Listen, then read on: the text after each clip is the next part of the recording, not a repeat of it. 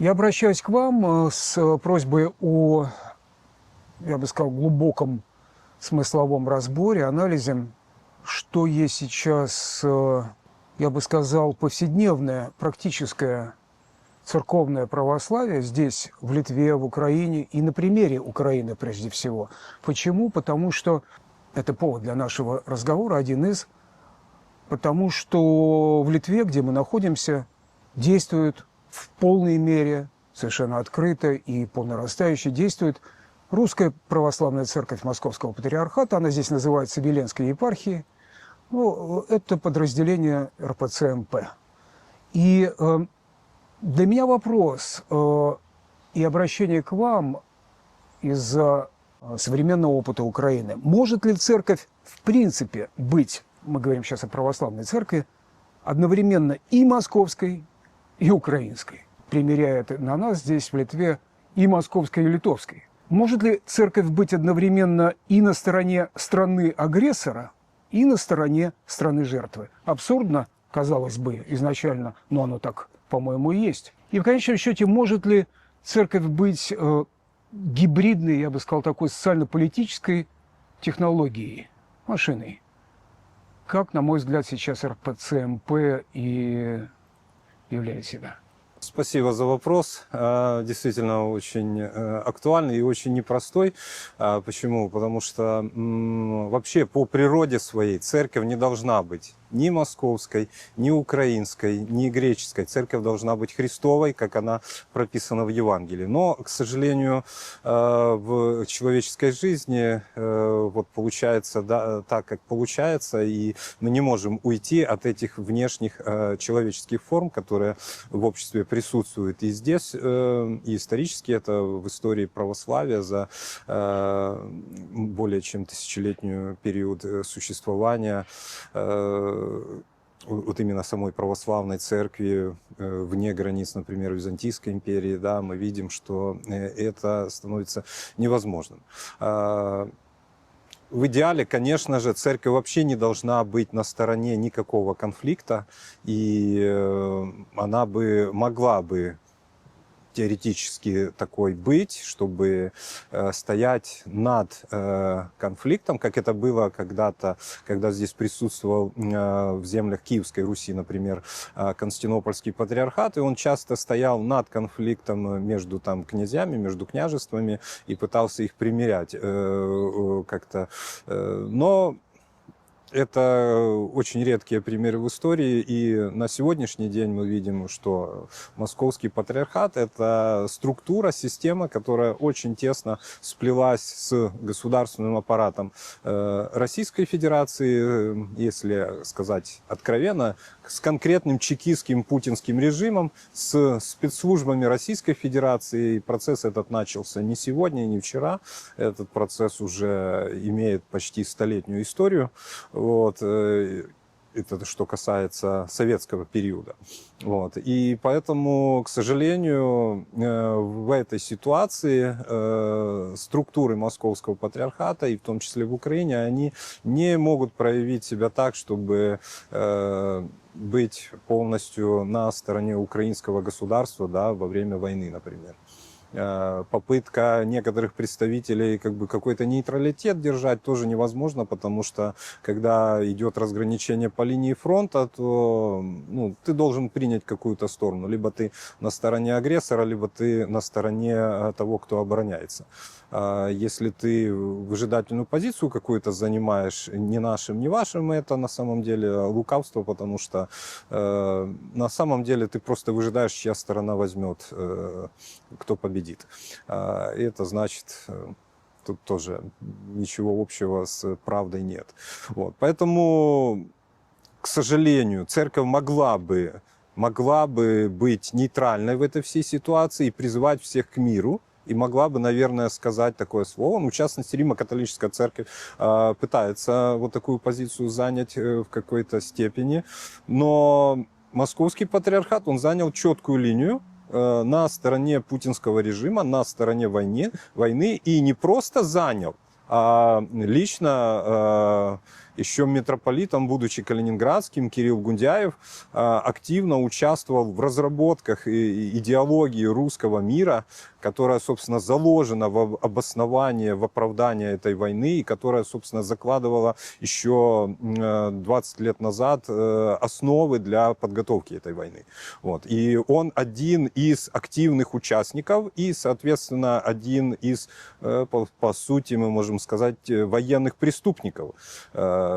Не все же нацистские военные преступники участвовали в концлагерях, в расстрелах и так далее. Да? Занимались пропагандой, мы знаем эти имена, вот, которые сидели в роскошных кабинетах и произносили какие-то очень умные, так сказать, речи, да, которые зажигали массы, но при этом их потом судили именно как военных преступников. То вот, к сожалению, но Кирилл Гундяев – это один из столпов этой системы, которая вот, человеконенавистнической убийственной системы, которую создали в Российской Федерации бывшие чекисты и вместе вот как раз с представителями Московского патриархата. И более того, к сожалению, именно Московский патриархат в 90-е годы сыграл одну из ключевых ролей в этой чекистской реставрации, в этом чекистском ренессансе и приходу их, возвращению их к власти. Поразительно, казалось бы, церковь православная в Советском Союзе больше всего пострадала от советского режима, от КГБ, от чекистского режима. Но с распадом этой системы советской, с распадом чекистского режима, именно представители Московского патриархата содействовали в возврате этих людей снова к власти и к чекистскому ренессансу в Российской Федерации. Позвольте вопрос. А когда так получилось и как получилось, что чекизм выродил, подменил собою церковные структуры, и церковь осталась вывеской? Это на самом деле ключевой вопрос, потому что то, что мы сейчас видим под названием Русская Православная Церковь, на самом деле это совершенно не русская церковь. Как раз произошла подмена на очень высоком уровне, и этот процесс, он не один год, это десятилетиями шла эта селекция, когда советский тоталитарный режим производил просто зачистки в буквальном смысле этого слова в 20-30-е годы, когда под корень уничтожался закон и канонический епископат Русской Церкви, духовенство, верующие. Мы знаем десятки тысяч расстрелянных священников, сотни расстрелянных епископов. И вот как раз переломным моментом в этой истории был 1927 год, с которого начинается новая история вот этой структуры, которую мы сегодня знаем как Московский патриархат.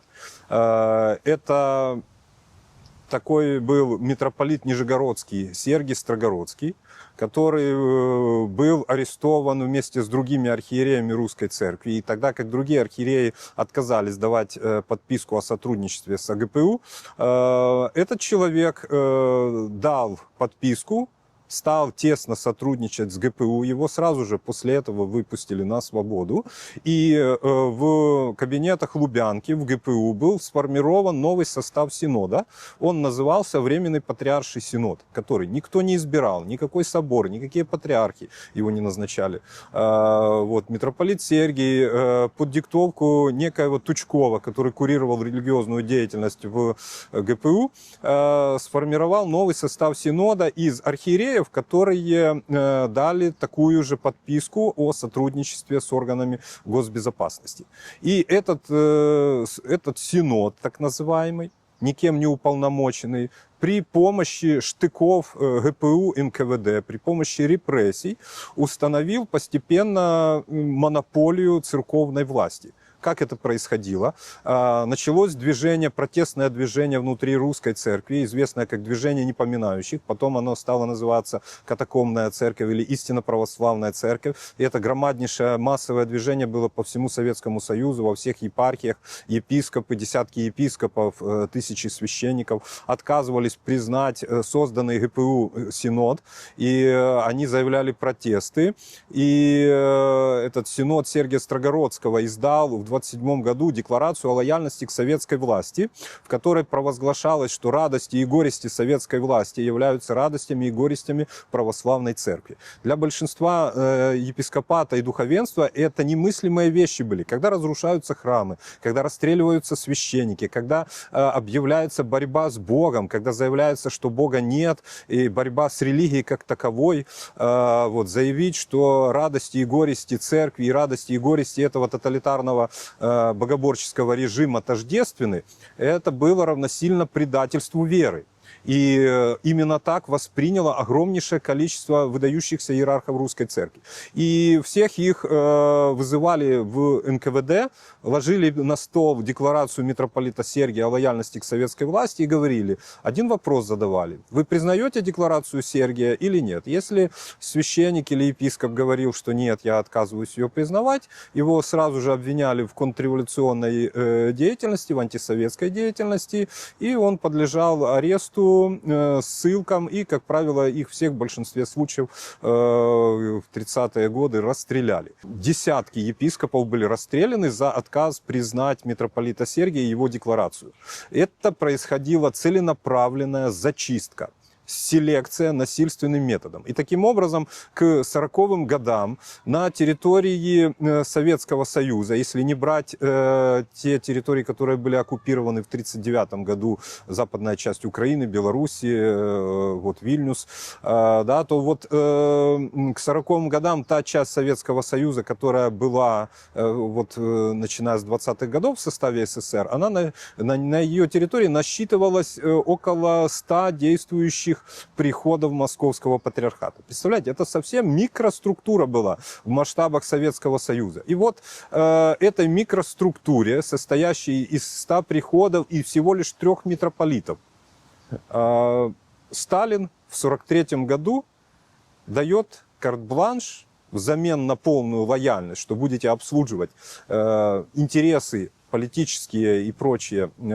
советского тоталитарного режима, мы вам обеспечиваем полную монополию на территории СССР. И это произошло в 1943 году, ночная встреча 3 митрополитов со Сталиным. И после этого в течение нескольких недель по указанию Сталина в Москве был создан архиерейский собор, так называемый, на котором прямо из ГУЛАГа, из концлагерей привезли ряд архиереев, которые дали тоже расписку о лояльности, вот, под контролем. Представляете, человека везут из концлагеря, да, на архиерейский собор. Какие решения он принимал? Естественно, те, которые ему сказали. Вот. На этом соборе избрали, провозгласили так называемое избрание нового патриарха Московского и всея Руси Сергия Строгородского. Была переименована церковь. Если до этого мы можем посмотреть, даже в официальных документах, например, московский патриарх Тихон, он назывался патриарх Московский и всея России. И во многих документах мы видим официальное название церкви, она называлась Православная Российская Церковь. По указанию Сталина, и это зафиксировано в протоколах этой ночной беседы, титул патриарха был переименован с «Всея Россия» на «Всея Руси». Вместо «Российская церковь» официально стали называть «Русская православная церковь». И вот, собственно, с 1943 года в полной зависимости и тесной спайке с сталинским тоталитарным режимом начинается новый этап деятельности, развития структуры Московской патриархии, в которую в течение нескольких месяцев загнали всех, там был обновленческий раскол, например, и все эти епархии обновленческой церкви, которая была создана советским режимом, которые тоже тесно сотрудничали с советскими органами госбезопасности, они все епископы, священники, с храмами, все вот, в добровольно-принудительном порядке в течение нескольких месяцев, в 1943-1944 перешли в состав вот этой новообразованной Московской патриархии. И так была сформирована новая церковная структура, гибридная такая. И что потом начинается? Когда советские войска захватывали территории, Украина, Беларусь, страны Балтии, Молдова, там не было московского патриархата. В Украине была Украинская автокефальная православная церковь и Украинская автономная церковь. На территории Беларуси была Белорусская автокефальная православная церковь. В Латвии была Латвийская автономная церковь Константинопольского патриархата. В Эстонии была Эстонская автономная апостольская церковь Константинопольского патриархата. Точно так же в Молдове была Бессарабская автономная митрополия Румынского патриархата. В Закарпатье у нас в Украине были структуры Константинопольского и Сербского патриархата. Московского не было. Вот. И вдруг в течение, потом в Украине была и в Белоруссии греко-католическая церковь. И вдруг все это куда-то исчезает буквально за какой-то год-два.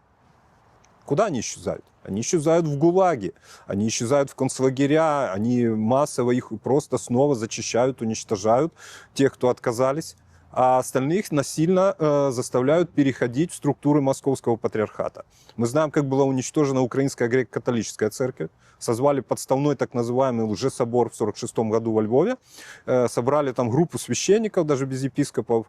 Подняли все дружно руки, что мы переходим в Московский патриархат. Все, кто не признал этого, все были арестованы и сосланы в концлагеря. То же самое произошло с священниками Латвийской автономной церкви, Эстонской автономной церкви Константинопольского патриархата. То же самое в Беларуси, в Украине, в Молдове. И таким образом уже к 1946 году по всей территории Советского Союза официально действовала только структура Московского патриархата. Вот что это было, да? Вот ваше мнение, что это было? Так как вы говорите, и так как я себе представляю, что я знаю, это, безусловно, была часть государственной системы управления, идеологического и духовного управления населением СССР. Это была часть, построенная прежде всего силами чекизма, чекистской всей организации, структуры, то есть МГБ, КГБ, верно, УГПУ до тех пор. И здесь у меня, позвольте, вопрос такой. Сейчас что общего, или, может быть, ничего общего? Может быть, это каким-то эволюционным образом совершенно другая церковная организация, с другой природой, я бы сказал, вещей, внутренних вещей. И то, что в данный момент есть патриарх Кирилл, ну что же, это временное явление, до тех пор был другой, а дальше еще будет кто-то, и, может быть, более здоровый, так сказать, мыслительный и нравственно, и так далее. Да? Может быть, какая-то будет чистая церковь. Возможно ли вообще такое? В теории все, у Бога все возможно, а на практике то, что мы конкретно сейчас видим, да, вот и это действительно самая большая проблема, потому что вот мы перед этим сейчас говорили о чем? Целенаправленно производилась зачистка не просто нелояльного епископата, вообще уничтожение особых носителей религиозности, культуры, традиции. Это все было зачищено, уничтожено, и вместо них, на их смену, была выстроена совершенно новая система, церковная, псевдоцерковная система, подмена церкви, вот то, с чего мы начали, со слова подмена. И, кстати, в православном богословии, что такое слово вот антихрист, да? Вот мы когда читаем последнюю главу Библии, Апокалипсис Иоанна Богослова, да, и там мы читаем, и восседает блудница на кровавом красном звере и упивается кровью мучеников. Вот некоторые новомученики русской церкви 20-30-х годов, которые не признали вот эту новосоздаваемую систему, не пошли на сотрудничество с советскими тайными службами репрессивными, они воспринимали, что в Советском Союзе создается подмена, вот эта блудница, сидящая на красном коммунистическом звере и упивается кровью мучеников, тех мучеников, которые из соображений совести, из соображений своих религиозных убеждений отказывались идти на сотрудничество, на соглашательство с коммунистической системой. И их же репрессировали при содействии Московского патриархата. Их выслеживали при помощи епископов и священников, часто Московского патриархата. Доносы на них писались, они тайно служили по домам, вот эта катакомбная церковь, которая существовала. И их выслеживали через структуры Московской патриархии. К сожалению, это та горькая правда, в которой не было принесено покаяние, та страница, которая не была перевернута, она не была исправлена. И вот произошла в 20-30-е годы подмена церкви, была создана карманная церковь, не просто государство. Я хотел бы обратить внимание, не просто государственный аппарат. Сегодня многие уже забывают, что такое был Советский Союз. Советский Союз это прежде всего было богоборческое, антихристианское по своей идеологии и сути государство, а если сказать прямым текстом уже на языке богословия, сатанинским государством, потому что те репрессии, они носили сугубо сатанинский характер, это по сути были как жертвоприношения какому-то их культу, в котором под корень уничтожалось полностью носители любой религиозности, православия, католицизма, протестантизма, то есть все верующие люди приносились вот в эту жертву. И вот эта система, она никуда не делась в Российской Федерации. Мы сегодня видим, что Российская Федерация это продолжение Советского Союза в правовом, идеологическом и прочем смысле. И даже те люди, которые у власти, это кто? Кто такой Путин? Кто такие там вокруг него остальные? Это все так называемые элиты КГБ, да? Те, кто занимались все предыдущие годы в советское время репрессиями против церкви, против религии, против инакомыслия. И вот они вернулись при помощи той надстройки, которую они создали когда-то, и после распада, которая сохранилась, и потом это Московский патриархат. И вот при помощи этой структуры, которая теперь идеологически заложила основу новой этой идеологии русского мира, этого чекистского ренессанса. И вот здесь вопрос, я вот еще раз, упомянул термин антихрист. Да? Что такое антихрист? В православном богословии, в переводе с греческого слова «анти», у нас многие думают, что антихрист это тот, кто против.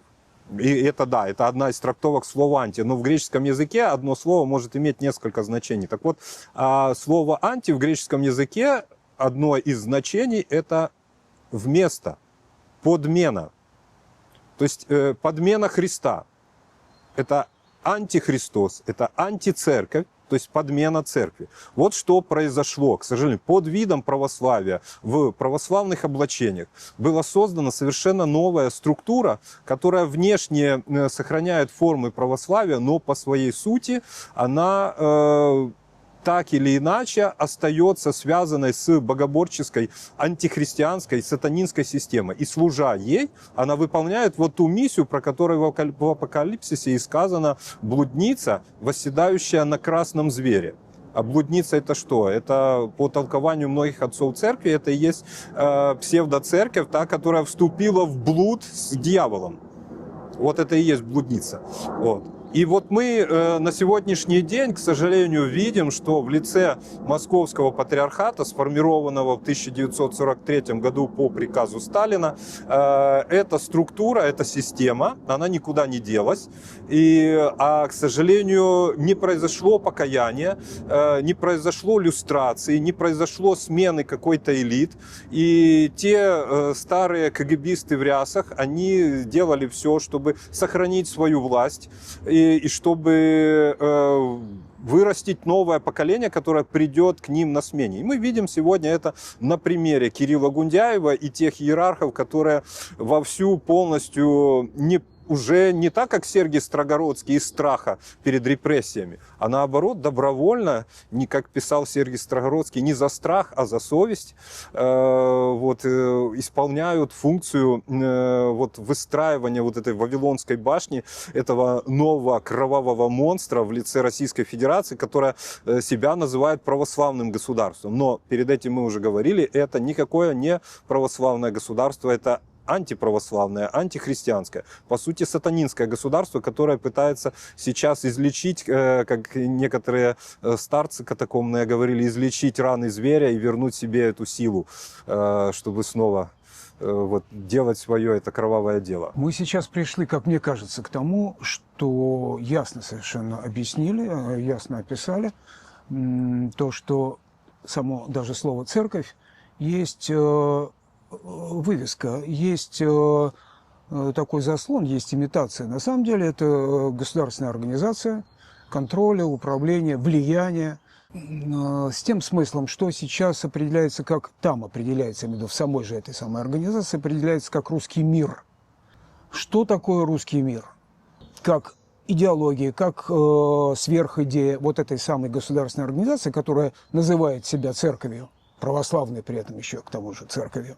Что такое этот самый русский мир, который она внедряет, и как это происходит в Украине? Я бы хотел одну поправку сделать, что сама по себе церковь, природа церкви, это не организация, но это тело Христово. Но, к сожалению, то, что выстроено сейчас в России, к сожалению, это действительно какое-то такая структурная прослойка между этим безбожным тоталитарным государством и обществом, и цель которого заменить, если когда-то была КПСС, которая вырабатывала идеологические смыслы, генеральную линию там, и так далее, то после распада Советского Союза вот как раз московский патриархат попытался перебрать на себя вот эту роль этой прослойки между обществом и тоталитарным государством и именно формировать эту идеологическую повестку дня. И она это выполняет. Поэтому вот о церкви как об организации неправильно говорить. Но в данном случае,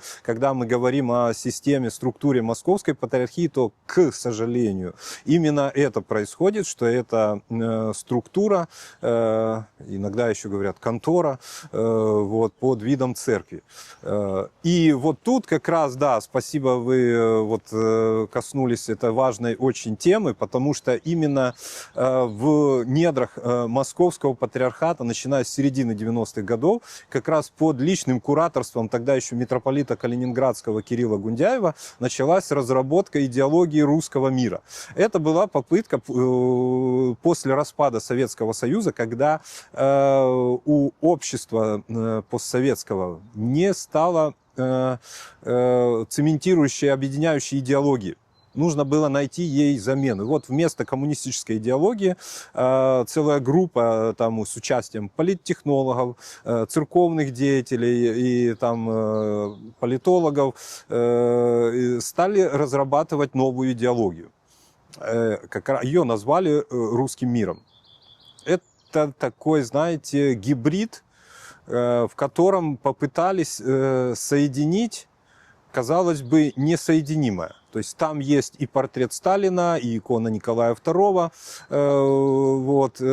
там есть и красные флаги, и церковные хоругви. Там попытались соединить какие-то идеологемы коммунизма, советского общества, имперские псевдоправославные идеологемы из дореволюционной Российской империи. Но самое смешное, там заимствовали идеи современного исламистского фундаментализма в переработанном виде и заимствовали и перенесли под видом православных каких-то лозунгов идеи итальянского фашизма и германского нацизма.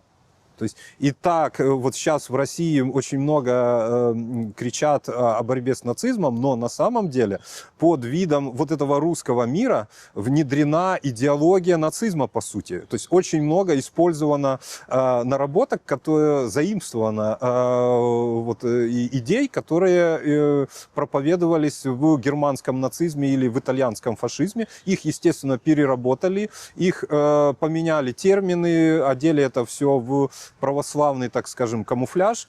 И один из разработчиков, теоретиков этой идеологии, печально известный Дугин, который, как мы знаем, в молодости вообще был фанатом идей фашизма, оккультизма. И эти его увлечения его молодости, они никуда не делись. Он просто этот опыт стал переносить уже работая в структурах Московской патриархии, в так называемом Всемирном Русском Народном Соборе, там, в других структурах, там, разрабатывая идеи евразийства.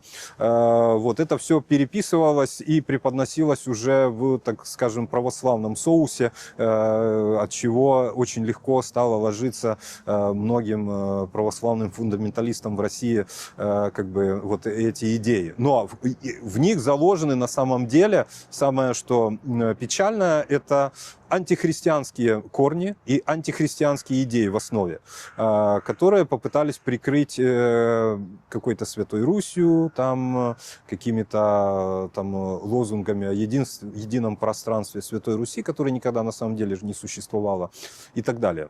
То есть самое смешное, знаете, что такое вот патриарх Кирилл, когда говорит о русском мире, он часто упоминает вот единое историческое пространство Святой Руси.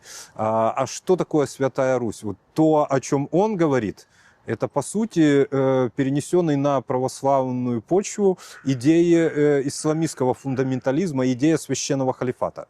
Только название «священный халифат» заменили на «Святая Русь», исламский мир заменили на термином «русский мир» и так далее. То есть даже идеи джихада туда попали, да, когда Кирилл Гундяев заявляет, что вот те все уголовники, которых по зонам там собирают и отправляют на так называемое СВО, да, а потом Кирилл Гундяев на проповеди заявляет, что все, кто погибнут в этой войне в Украине, вот, они все попадут в рай и получат отпущение грехов и очищение. Да? Вот, это тоже в искаженном виде, опять же, переработанные идеи исламистские джихада, когда объявляется, что только у них-то ведь не объявляется, что в рай попадают те, кто убивают своих же правоверных мусульман. Да? Джихад предусматривает уничтожение неверных, то есть не мусульман. И в этом их так называемая у фундаменталистов считается священная миссия. А здесь что получается? Под видом, вот переложили это на православные рельсы, да, и под видом православия приходят так называемые православные и уничтожают под корень целые города с православным населением. Вот. Но при этом Гундяев объявил об отпущении всем им, вот этим вот всем уголовникам, там, всему этому преступному элементу, который там весь этот сброд насобирали, вот, они все им обещан рай какой-то там. Ну, понятно, что если это религия Антихриста, то и рай их не наверху, он там внизу. Вот, поэтому идут они туда прямой дорогой. Вы много раз произнесли это слово, этот термин «подмена». За так много десятилетий, я думаю, эта организация, а церковь я называю просто потому, что, так сказать, они эту вывеску приделали, я пользуюсь, так сказать, их вывеской. Значит, эта организация, наверное, поднаторела в подмене. Скажите, пожалуйста, в Украине, как эта организация мимикрирует, как она изображает себя своей? Почему все эти ясные сведения, ясные факты, которые вы сейчас обобщенно рассказываете, невозможно донести, получается, невозможно объяснить? Это же объективные вещи, исторически, так сказать, доказанные, подтвержденные, документально, все, что вы говорите. Невозможно объяснить широкому количеству людей. Ведь здесь, например, в Литве, в так называемой Виленской епархии, это подразделение РПЦ, МП, как и в Украине, как не получается, почему объяснить, как они мимикрируют, как они справляются с такой историей, с такой правдой о самих себе, я имею в виду эту организацию. Вы понимаете, подмена, вот в чем суть подмены? Если бы это просто взяли, уничтожили церковь и создали какую-то просто политическую организацию, это не была бы подмена. А вот тонкость, глубина подмены в том, чтобы это настолько было качественно сделано, чтобы простые люди, как в Евангелии сказано, чтобы прельщены были даже избранные. Понимаете? Вот суть-то в чем подмены, вот, чтобы прельщены были даже избранные. Для этого вот как раз используется целый аппарат. И ну, мы же не можем сказать, что в Московском патриархате все агенты КГБ. Конечно же нет. Верхушка, да. Вот. А верхушка что использует?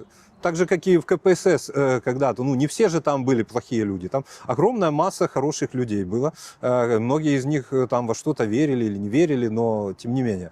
Да, вот точно так же и здесь. То есть верхушка, которая работает на эту чекистскую систему, но использует риторику православия, вот, и использует церковное таинство, подмену церковных таинств, но люди этого не видят. Люди ходят в церковь, они привыкли, они здесь крестились, они здесь венчались, они здесь причащаются, исповедуются. Для них вот происходит такое, знаете, раздвоение. То есть, ну, это где-то там, а мы-то тут, а мы-то идем к Богу, а может, не надо судить. И вот здесь начинается манипуляция. А не суди, да не судим будешь, ты не думай об этом, это тебя не касается, и самое главное, послушание и так далее. То есть идет манипуляция уже сознанием. То есть вместо того духа свободы, который несет Евангелие, вот используются совершенно другие технологии, чтобы люди становились послушными марионетками в руках вот этих вот функционеров церковных.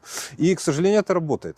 Вот. И опять же, я не могу сказать, что Московский патриархат целиком вообще не церковная организация. Нет, конечно же, это церковь, но церковь с очень серьезной, глубокой подменой, которая больной организм, который заражает изнутри вот этой болезнью, вирусом этим, и в котором люди не лечатся от этого вируса, а наоборот еще больше заражаются. И очень тяжело потом человеку сказать, что тебе надо отрубить этот кусок гнилой ноги, от которой идет гангрена по всему, да, вот люди, не каждый человек может найти в себе силы на это пойти. Поэтому, к сожалению, это так и есть, и это очень непростой вопрос. Он сложный, потому что это связано с внутренними переживаниями человека, с внутренними его ощущениями, какими-то привязанностями и так далее. И что касается Украины, тоже это вот я не могу сказать, что вот в системе Московского патриархата там в Украине все плохие люди. Там масса есть хороших, достойных и священников, и архиереев. Но я же говорю, в условиях войны наступает момент, когда ты должен определиться. Ты по какую сторону фронта? Потому что на войне нет середины. Вот есть либо эта сторона фронта, либо та. И ты принимаешь...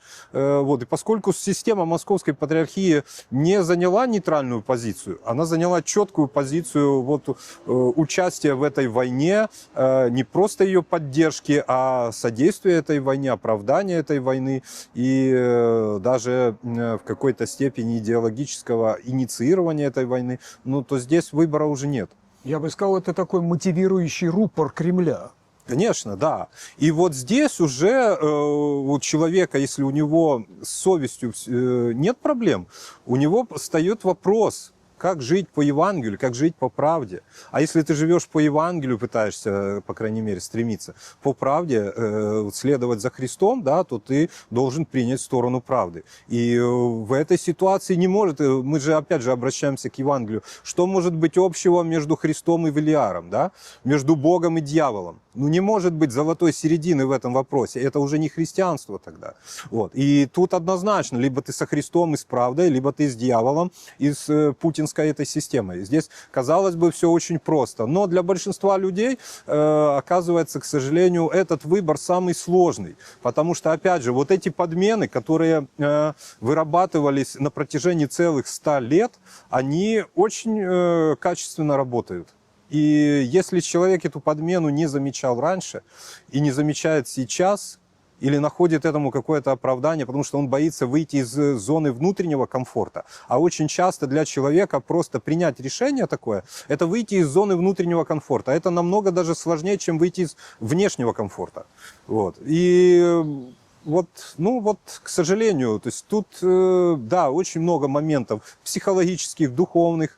Если человек привял вот, понимание церкви, опять же, понимаете, в Московском патриархате, вот еще одна такая подмена, часто говорят, кому церковь не мать, тому Бог не отец, и, соответственно, ты не можешь предать мать церковь, иначе ты предашь самого Бога. Но под матерью церкви в православном богословии подразумевается мистическое тело Христово, а не конкретная земная церковная администрация в лице там московского или еще какого-то там патриархата, матриархата или чего угодно, понимаете? Это все земные надстройки человеческие, которые просто помогают развитию церковного, человеческого, земного организма. Но это не та мать церковь, это совершенно не мать церковь, потому что матерью церковью с точки зрения православного богословия является мистическое тело Христово, церковь Христова как таковая. А она вселенская, она не московская, она не украинская, она не литовская, не польская, не греческая. Она вселенская церковь православная, где первенствующее место, мы знаем, занимает исторически Вселенский Константинопольский патриархат. Вот. И когда это получается тогда, когда в Московском патриархате объявляют священников, которые служат в Константинопольском патриархате, что они порвали с матерью церковь, то наоборот, они себя обличают, потому что это они порвали с матерью церкви. Может быть, вы знаете такие примеры, близко видели ухода, точнее, от РПЦ в Украине. Как это случалось? Что было с людьми? Как они принимали такое решение, такой выбор, совершали в пользу Православной Церкви Украины? Это сложный вопрос, потому что для многих людей уход из системы, в которой он родился и вырос, он всегда очень болезненный, связан с многими внутренними, прежде всего, переживаниями. И нельзя ни на ком ставить крест, как говорится, да, потому что, то есть, если человек еще сегодня не принял такого решения, мы не знаем, как Бог его приведет, и может еще, да, это как притча о блудном сыне или о званых на пир, То есть у Бога всегда двери открыты к покаянию и исходу из этого египетского, вавилонского рабства, бегства из этой пустыни. Поэтому, но по-разному, то, что я наблюдал, и мы можем это судить даже на примере многих антивоенных священников в России, тоже и в Украине, те, кто уходили из системы Московской Патриархии. И я знаю много священников, которые еще до сих пор не ушли, потому что у них там родственники, там прихожане, еще кто-то, как-то друзья, там сложилось уже этот круг, с которым сложно, не хочется порывать там и так далее. И бывали случаи, что человек, когда уходит, с ним перестают, те, кто не ушел из Московского патриархата, они перестают с ним общаться. И это очень сложный момент. Это я знаю даже на примере священников здесь в Литве, антивоенных, которые выступили против войны, их здесь лишили сана, и они вынуждены были уйти. И в знак протеста против этой политики совершенно не христианской. Да, и процессы сложные. Но человек, мы читаем об этом в Евангелии, он должен развиваться, он должен совершенствоваться. И на этом пути он не должен стоять на месте, он должен идти вперед.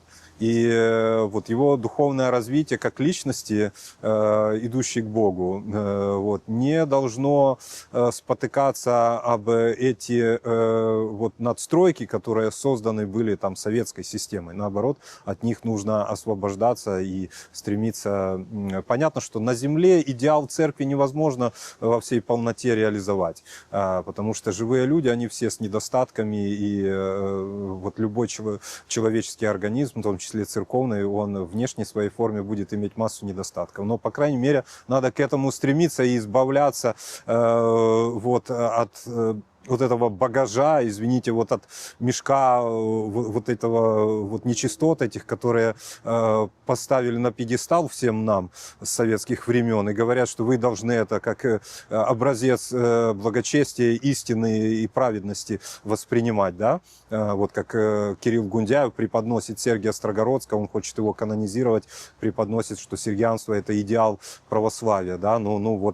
Это то отклонение, которое сейчас возносится в псевдоидеал какой-то. Это ненормально, это неправильно, и от этого нужно уходить. Я бы лишь хотел бы добавить, что у вас есть все причины и даже права говорить так, как вы сейчас говорите, потому что прежде вы были в катакомбной церкви, насколько я знаю. Это означает выбор, ваш выбор, когда не было выбора. То есть есть РПЦ, советская, в советские времена, и, собственно, все. Или подполье. Сейчас выбор есть. Сейчас абсолютно, даже странно говорить, легально существует и Православная Церковь Украины в Украине, и у нас в Литве есть экзархат Константинопольского патриархата. Сейчас наглядно все вполне на глазах и очевидно, что может быть настоящее. Человек сам должен решать. Как вы считаете, вот сейчас у нас в Литве, у нас есть экзархат Вселенского патриархата и назначен экзарх. Что бы вы, это вообще идиотски, детски, может быть, звучит, вот вы, будучи экзархом в Литве или в некой стране, да? Что бы вы сказали возможным прихожанам, верующим? Ну, я не могу говорить, я не экзарх и никогда им не стану и не стремлюсь. Я понимаю. Вот. Более того, я даже не священник, хотя мне предлагают принять сан, но может со временем это и произойдет. Но пока я не могу вот так говорить. Знаете, ну, прежде всего, в моем понимании, вот духовный лидер, он должен прежде всего нести, конечно же, исцеление обществу. Что исцеление на основе чего? На основе, в церкви это на основе Евангелия. Да? А вот те ценности Евангелия, те прописные истины Евангелия, они очень простые. Да? Возлюби ближнего своего, не возжелай чужого, да? Не укради там, и так далее. Вот, ничего нового. Да? Вот основа, да? И это то, что вот мы сейчас говорим, постоянно нарушает тот же московский патриархат, возжелая чужое, крадя чужое, присваивая чужое, так называемая каноническая территория московского патриархата, о котором они постоянно говорят, а мы сегодня говорили, каким образом возникла эта каноническая территория. На штыках НКВД МГБ, на тысячах убитых несогласных епископов и священников других православных церквей, в том числе и Константинопольского патриархата, автокефальной церкви, там, других, катакомной церкви, греко-католической и так далее. Вот, обеспечивалась вот эта монополия так называемой канонической территории. Это что? Это ложь.